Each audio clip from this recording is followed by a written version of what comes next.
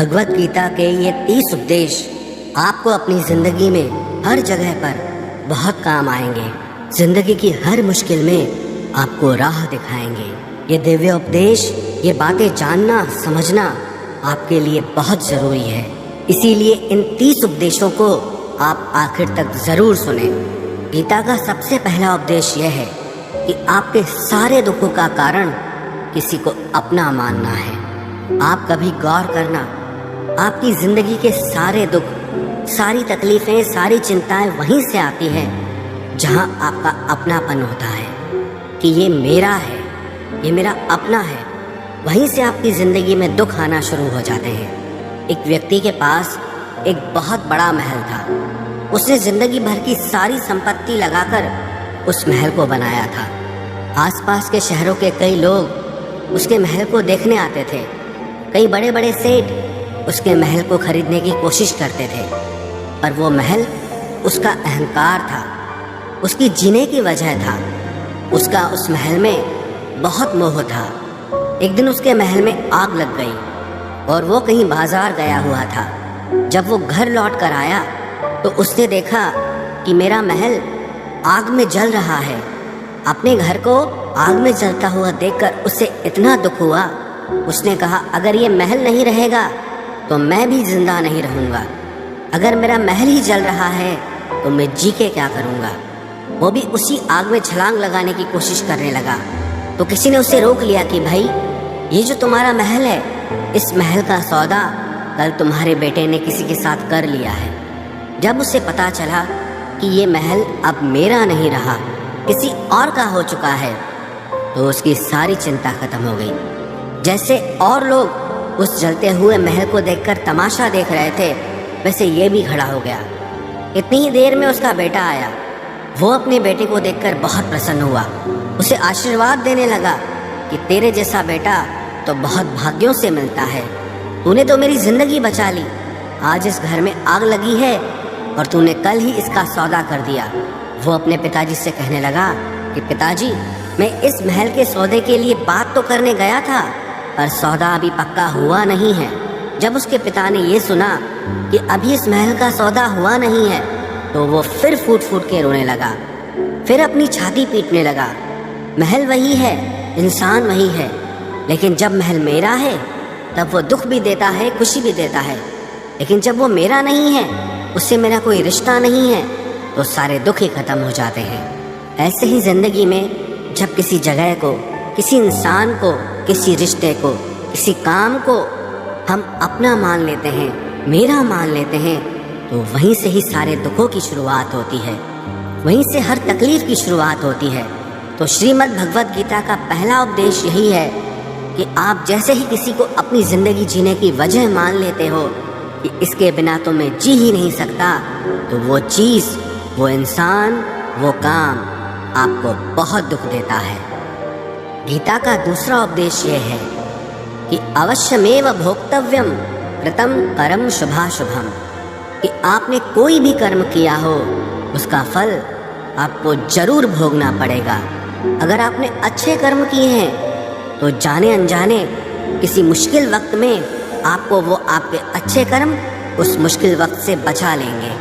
अगर आपने गलत कर्म किए हैं, पाप किया है, तो उसकी सज़ा भी आपको ज़रूर मिलेगी। वो इंसान कितना ही छुप कर कर्म करे, चाहे वो कितना ही चालाकी से कर्म करे, लेकिन कहते हैं कि उस परमात्मा के, ईश्वर के चारों तरफ कैमरे लगे हुए हैं। हमारे एक एक कर्म पर वो प्रकृति, वो परमात्मा अपनी दृष्टि बनाए रखते हैं। हमारे एक एक कर्म का हिसाब होता है। एक गांव में 2 मित्र रहते थे। उन दोनों ने विचार किया कि इस गांव में हम धन नहीं कमा पा रहे। वो दोनों धन कमाने के लिए शहर में चले गए। कुछ वर्ष वहाँ रहकर उन्होंने काफ़ी धन कमाया। फिर सोचा कि अब हम अपने घर वापस चलते हैं, पर्याप्त मात्रा में हमने धन कमा लिया है। उस समय पे यातायात की इतनी सुविधाएं नहीं होती थी। वो अपने बैलों पर ही यात्रा कर रहे थे। चलते चलते मार्ग में रात हो गई, तो उन्होंने विचार किया, आज रात हम यहीं विश्राम करते हैं। एक मित्र ने कहा कि मैं यहाँ पर रहकर धन की रक्षा करता हूँ, तुम बाजार जाकर भोजन की व्यवस्था कर लो। जब वो मित्र बाजार गया तो उसके मन में पाप आ गया। उसने कहा, इतना पैसा हमने कमाया है, अगर मैं इसको यहीं जंगल में मार दूं तो सारा पैसा मेरा हो जाएगा, नहीं तो मुझे इसका आधा धन इसको देना पड़ेगा। मन में ये खोट आने पर उसने अपने मित्र के खाने में जहर मिला दिया, और जब वो खाना लेकर के अपने मित्र के पास गया, उसका मित्र वो जहर वाला खाना खाकर वहीं पर उसकी मृत्यु हो गई। वो व्यक्ति सारा धन लेकर के अपने घर वापस आ गया। फिर उसके घर में एक पुत्र ने जन्म लिया।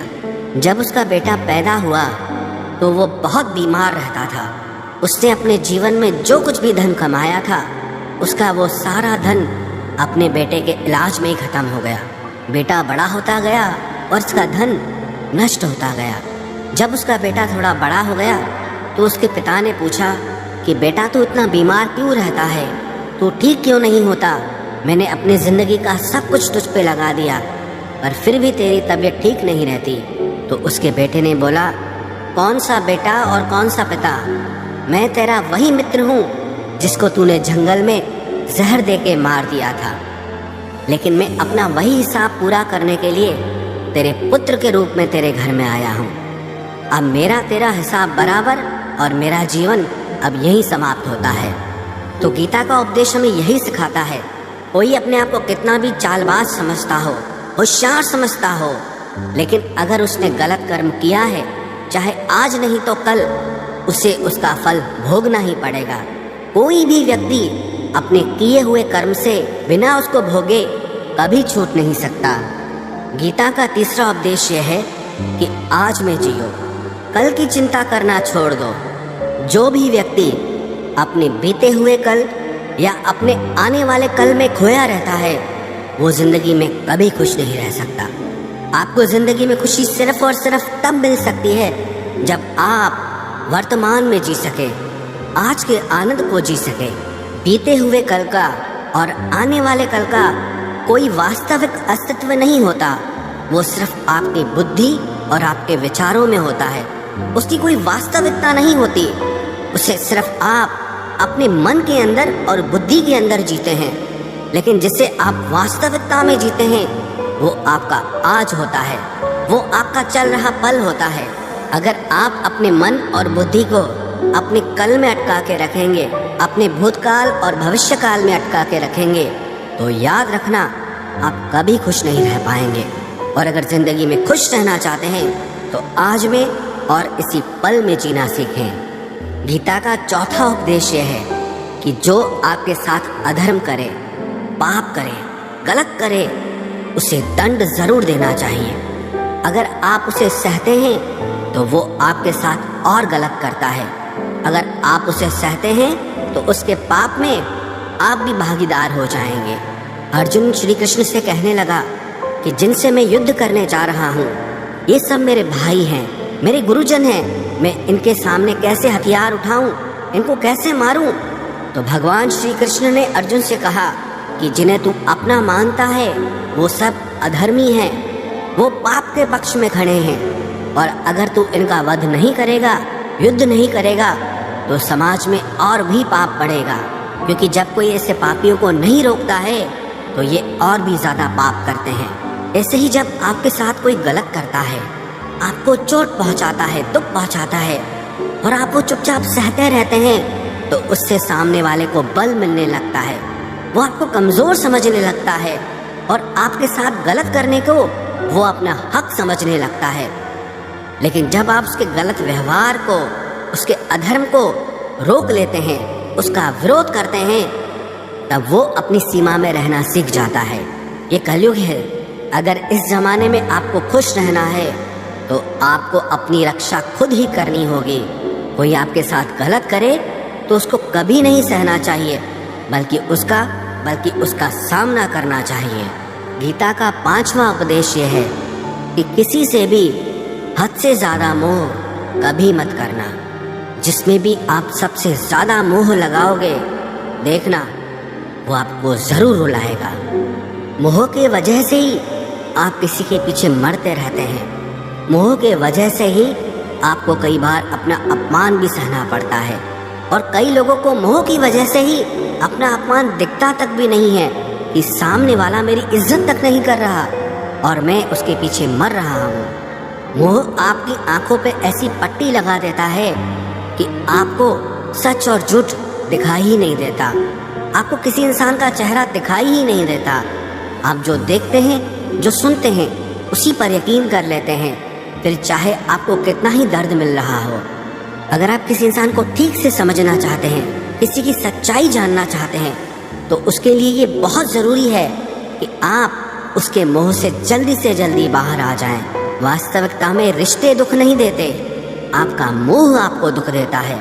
जिस दिन मोह खत्म, उस दिन आपको किसी भी रिश्ते से कोई दुख नहीं मिल सकता, क्योंकि आपको फिर कोई फर्क ही नहीं पड़ेगा।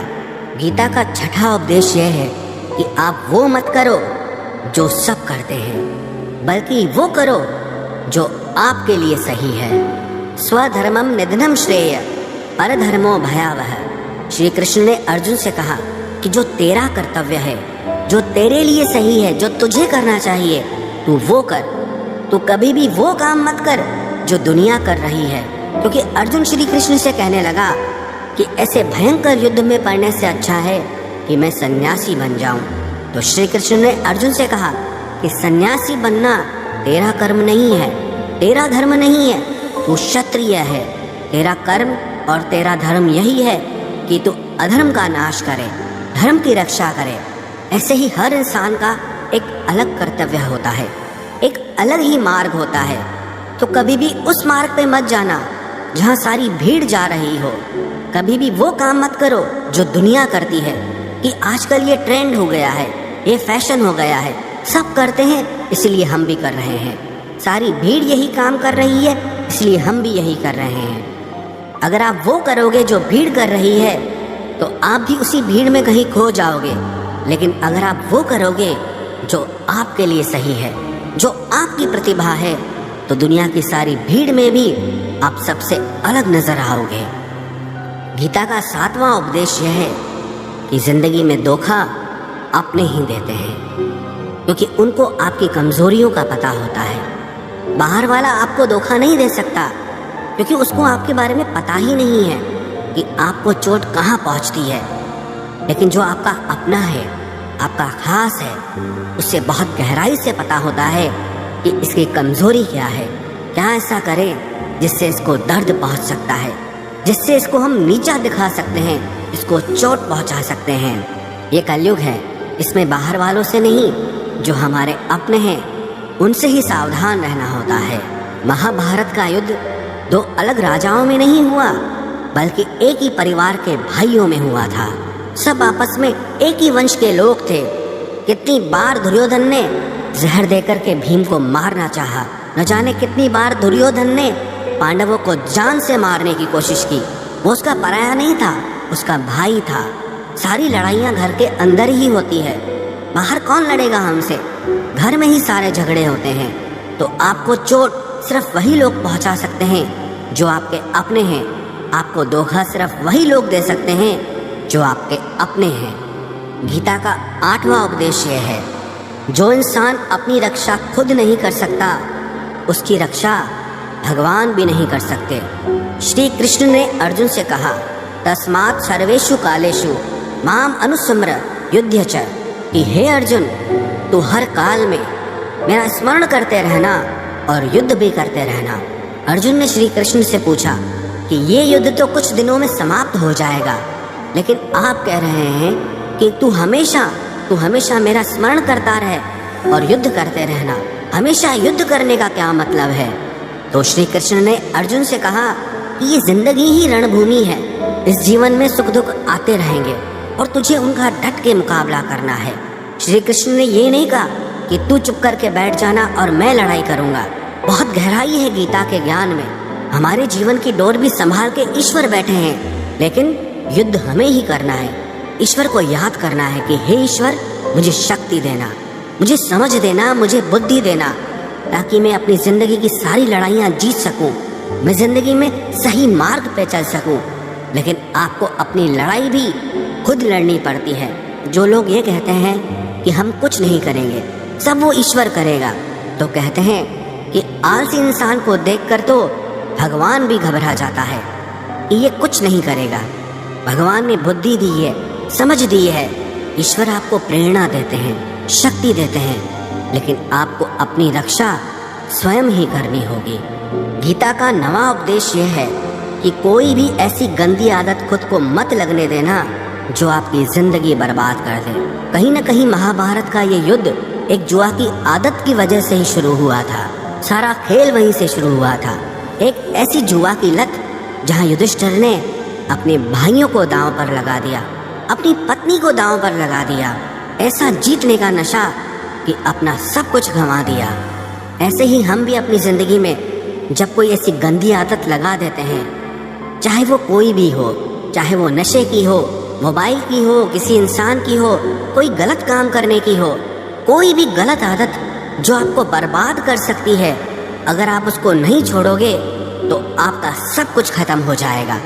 इससे पहले कि आपकी आदत आपको खत्म करे, आप अपनी गलत आदतों को खत्म कर दीजिए। गीता का 10वां उपदेश यह है कि आलसी इंसान कभी कुछ हासिल नहीं कर सकता। अधिकतर लोग सिर्फ योजनाएं बनाते रहते हैं कि मुझे बड़ा घर चाहिए, मुझे बड़ी गाड़ी चाहिए, मैं दुनिया घूमना चाहता हूँ। क्या क्या चाहिए ये हर कोई सोच लेता है, लेकिन उस पर मेहनत करना वो बहुत कम लोग करते हैं। क्योंकि चाहना बहुत आसान है, लेकिन उसके लिए कर्म करना वो बहुत मुश्किल है। एक अच्छा फिट शरीर हर कोई चाहता है, लेकिन उसके लिए व्यायाम करना, एक्सरसाइज करना वो आपको ही करना होगा। जो इंसान आलसी बन के बैठ जाता है, ना उसे अच्छा शरीर मिलता है और ना ही अच्छा जीवन मिलता है। तो जिंदगी में अगर कुछ पाना चाहते हो ना, आलस्य को अपनी जिंदगी से जरूर दूर कर देना। आलस के चलते आपको कुछ मिलने वाला तो नहीं, लेकिन जो आपके पास है आप वो भी गंवा दोगे। गीता का 11वां उपदेश यह है कि जिंदगी में अगर खुशी चाहते हो तो मन की गुलामी का त्याग कर दो।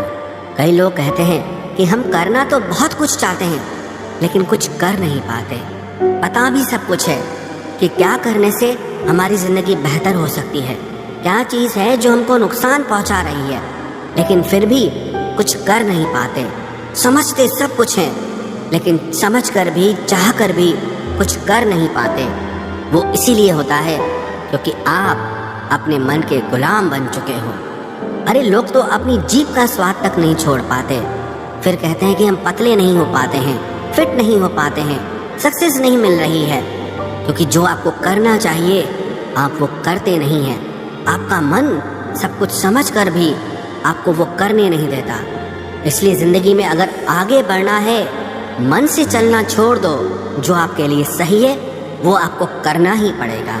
गीता का 12वां उपदेश यह है कि जो आपका है वो आपको मिलकर ही रहेगा, और जो आपको नहीं मिला है उसके लिए रोना छोड़ दो।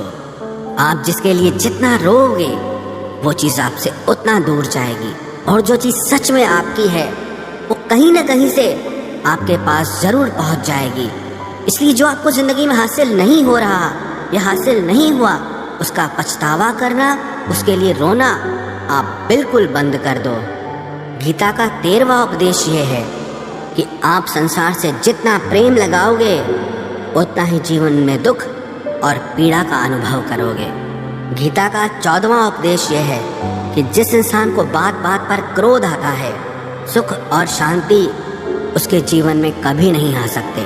क्योंकि जो इंसान बहुत ज़्यादा क्रोधी होता है ना, उसके सारे मित्र उसे छोड़कर चले जाते हैं। वो मन में भी कुढ़ता रहता है, वो अपने मन में भी दर्द में ही जीता है, तकलीफ में ही जीता है। ज़्यादा गुस्सा करके, ज़्यादा क्रोध करके जो भी आपके पास है, देखना आप उसे भी नष्ट कर दोगे। और ऐसे इंसान को शांति तो कभी मिलने वाली नहीं है। इसलिए अपनी ज़िंदगी में शांति चाहते हो तो बात बात पर गुस्सा करना छोड़ देना चाहिए। गीता का 15वां उपदेश ये है कि चाहे आप किसी की मदद करो या ना करो, लेकिन जानबूझकर कभी किसी का दिल नहीं दुखाना चाहिए। क्योंकि जब किसी का दिल आपकी वजह से दुखता है ना, तो याद रखना आपको भी वो दर्द एक दिन ज़रूर मिलेगा। क्योंकि जब आप किसी का दिल दुखाते हैं तो आपको पता नहीं चलता, लेकिन जब कोई आपका दिल दुखाता है तब आपको समझ में आता है कि दिल पर चोट लगने से कितना दर्द होता है। इसलिए चाहे आप किसी की मदद करो या ना करो, लेकिन किसी का दिल कभी नहीं दुखाना चाहिए। गीता का 16वां उपदेश ये है, जो मुश्किल वक्त में, जो दुख के समय में आपका साथ दे, सिर्फ वही आपका अपना है, बाकी सब पराए हैं। अपनेपन का नाटक करने वाले बहुत लोग होते हैं, बड़ी बड़ी बातें करने वाले बहुत लोग होते हैं कि हम आपसे बहुत प्रेम करते हैं, कोई भी दुख हो, कोई भी तकलीफ हो, हमें याद करना।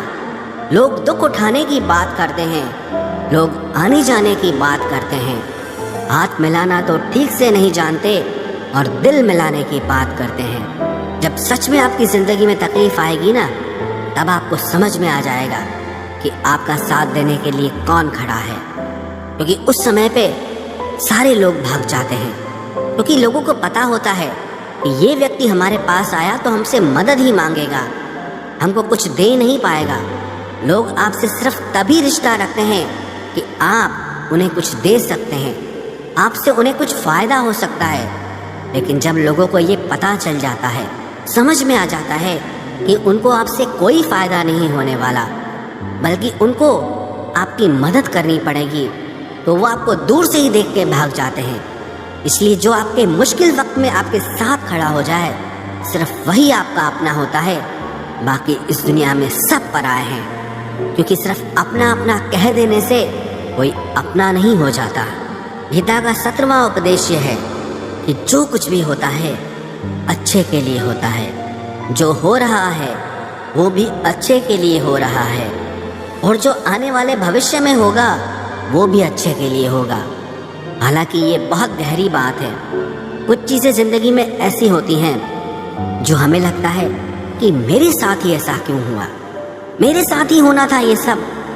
लेकिन जब वो वक्त गुजर जाता है, एक दिन हमको समझ आता है कि अगर हमारे साथ ये सब नहीं होता तो आज हम इस मुकाम पर नहीं होते। अगर मेरे साथ ये सब नहीं होता तो शायद हमारी ज़िंदगी और भी बर्बाद हो सकती थी।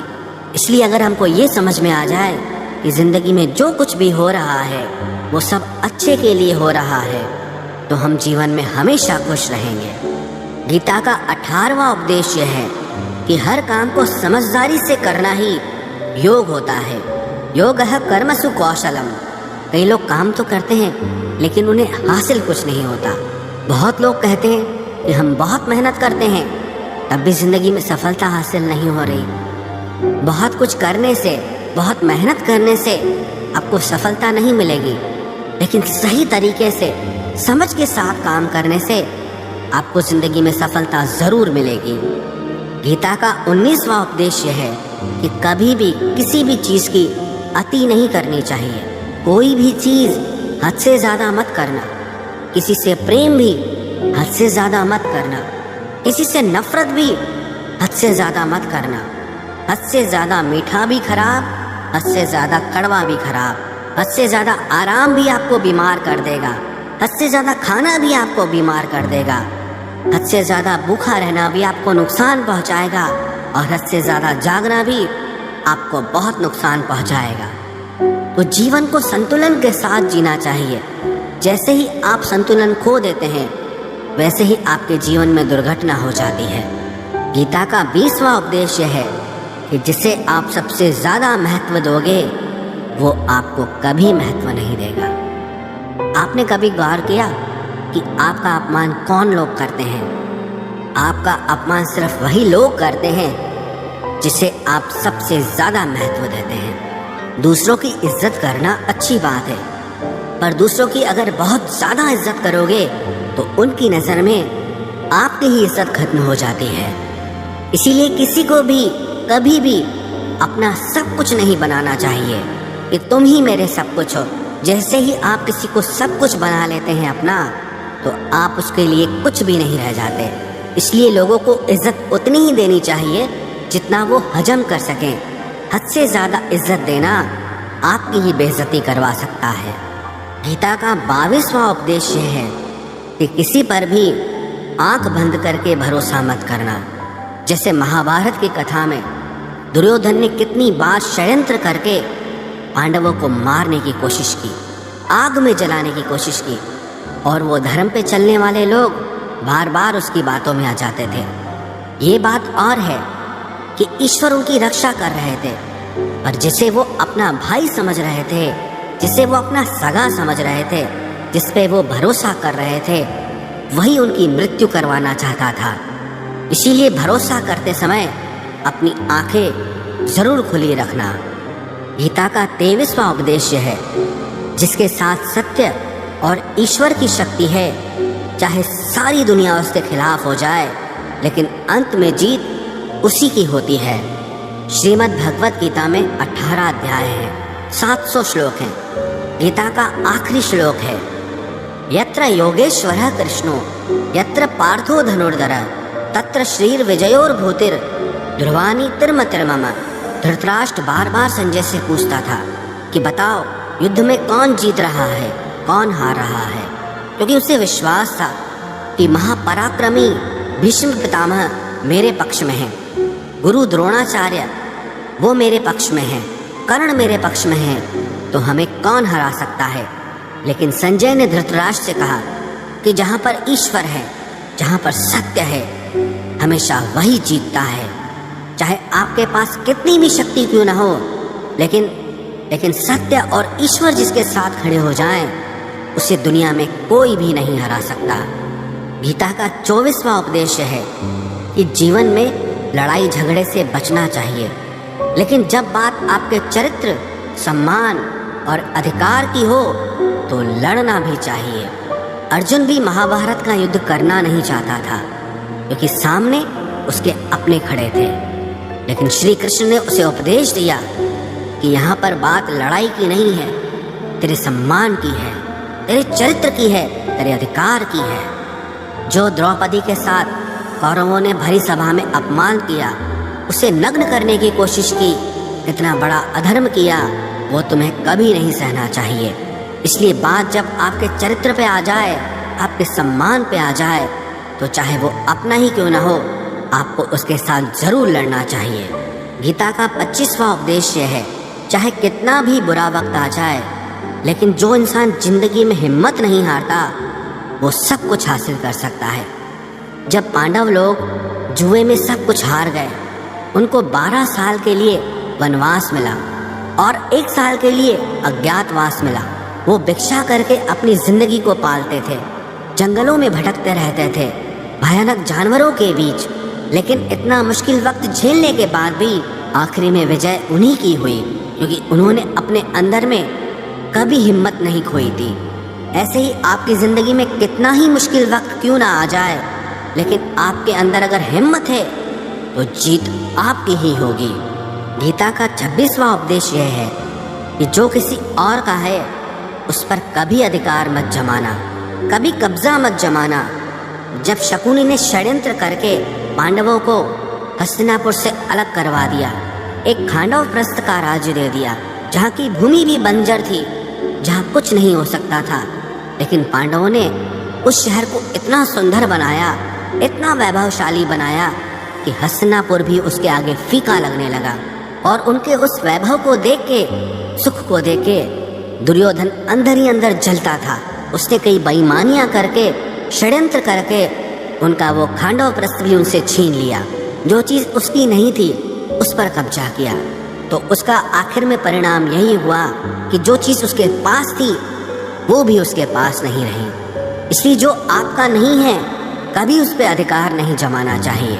गीता का 27वां उपदेश है कि वही इंसान जिंदगी में सफल माना जाएगा जो अंदर से हमेशा खुश रहता है। बाहर से तो सब खुश दिखाई देते हैं, लेकिन अंदर से इंसान अशांति से भरा रहता है।